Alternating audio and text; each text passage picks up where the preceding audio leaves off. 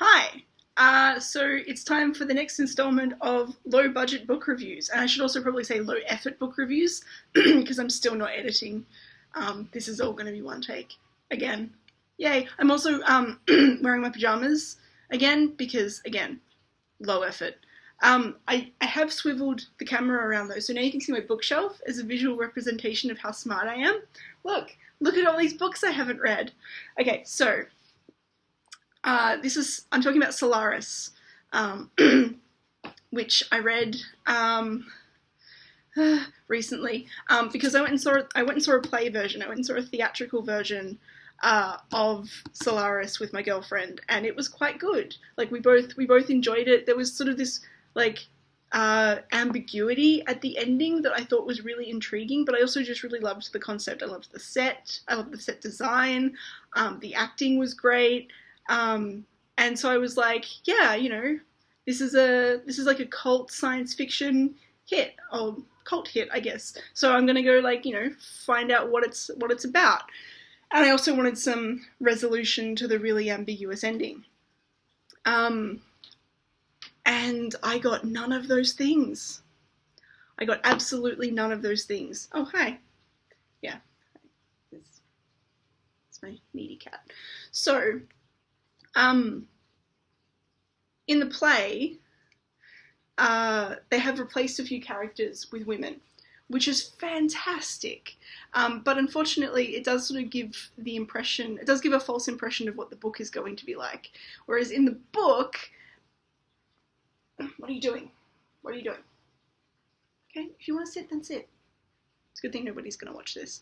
So, in the play, there were some women characters. It was, it didn't feel like it wasn't for me.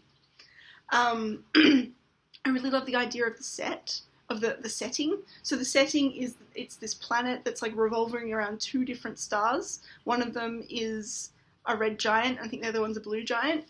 So there's a red and a blue star, and that means that they sort of get different color combinations as the planet goes around the two stars. And there's a mystery because the planet shouldn't be able to do that because that's not how physics works.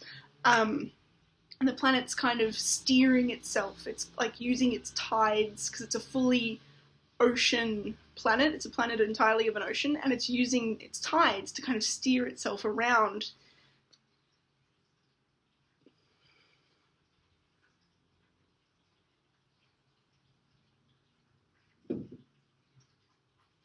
the orbits of these two stars. And okay, so now it's time for spoilers, if you care. The main character, who in the play is called Chris, and I think in the book is called Kelvin, shows up, and they get a visitation from somebody who looks exactly like an ex-lover of theirs. In the play, this was played brilliantly by the guy whose name I can't remember, but he was the one who played the boyfriend in Please Like Me by Josh Thomas. He's great actor, he did a good job. In the book, it's the 19-year-old dead wife of the protagonist who is now middle-aged. This is fine, it's fine. So, she shows up, and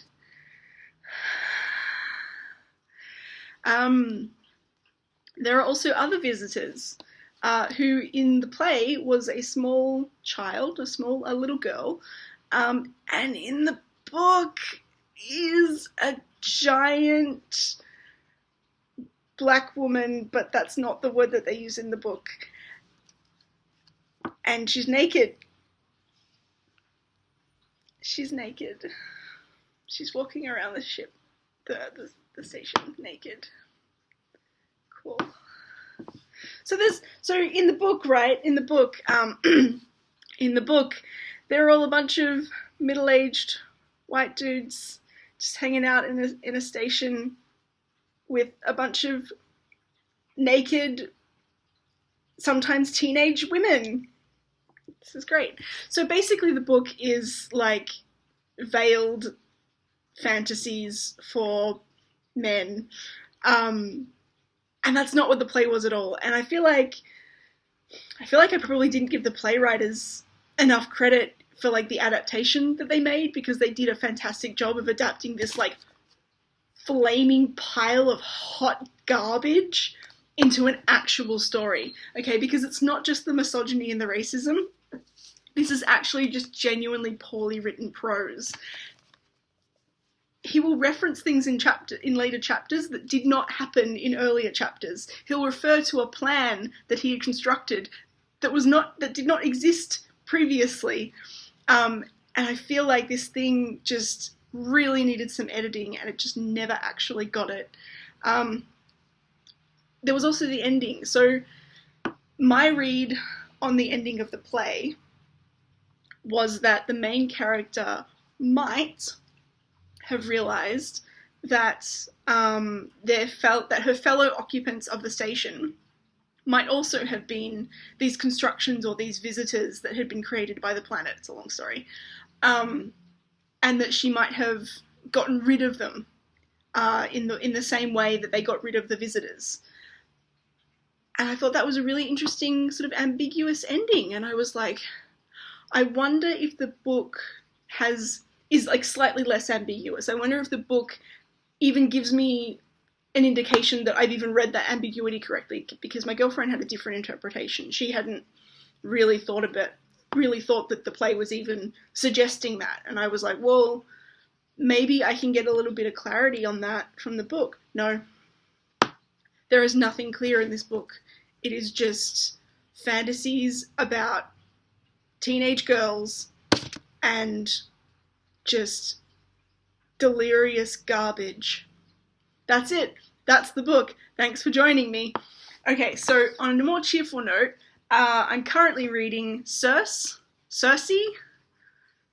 Kirky, if you're an ancient Greek, which is much better. Oh my god, it's like a breath of fresh air. The prose is actually professionally constructed. There is like structure to the plot. There is characterization. There's grammar. Like it's also just a good story. I'm really enjoying it. I'm about a third of the way through. And I'm so far, I'm really liking it. I'm really hooked. Just, to reiterate the lesson that I keep learning over and over again, speculative fiction, only read it if it's written by a woman. So yeah, that's about where I'm at. Cool.